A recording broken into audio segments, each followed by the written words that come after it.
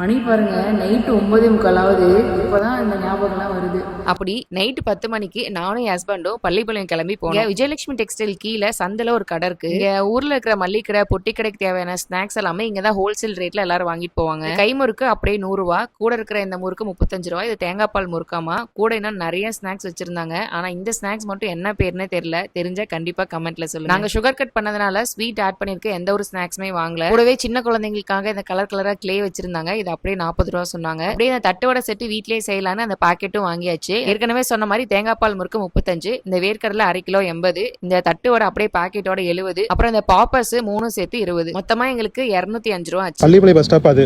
அப்படியே கொஞ்சம் முன்னாடி வந்தீங்கன்னா விஜயலட்சுமி டெக்ஸ்டைல், இந்தாண்ட பாத்தீங்கன்னா ஆதிரை ஜுவல்லர், நடுவாண்ட ஒரு சின்ன குட்டி சந்து தான். அதுக்குள்ள போனீங்கன்னா ஹோல்சேல் ரேட்ல வாங்கிக்கலாம். பொருள் வாங்கிட்டு வீட்டுக்கு போகாம ரோட்லயே வெடிச்சிட்டு வீட்டுக்கு போய் அதை வெடிச்சிட்டு இருந்தோம். 3 வருஷத்துக்கு முன்னாடி பகீரதங்கிட்ட ஒண்ணு குர்ரான்னு கெஞ்சி விளையாண்டுட்டு இருந்தேன்.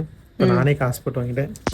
சின்ன பையன்கிட்ட வாங்கி ராவடி பண்ணி நைட்டு சீக்கிரம் தூங்காம வெளியே சுத்தி நல்லா டைம் வேஸ்ட் பண்ணிட்டோம். சரி தூங்கலான்னு போனா 11:30க்கு மேல கரண்ட் ஆஃப் ஆகி நல்லா மழை வந்துருச்சு. அந்த மழை சவுண்டை கேட்டிங்கன்னா அப்படி இருக்கும். ஆனா அந்த டைம்ல எங்களுக்கு இந்த சோலார் லைட் தான் ரொம்ப யூஸ்ஃபுல்லா இருந்துச்சு. இதை பத்தி நான் அடுத்த வீடியோல சொல்றேன். Bye bye.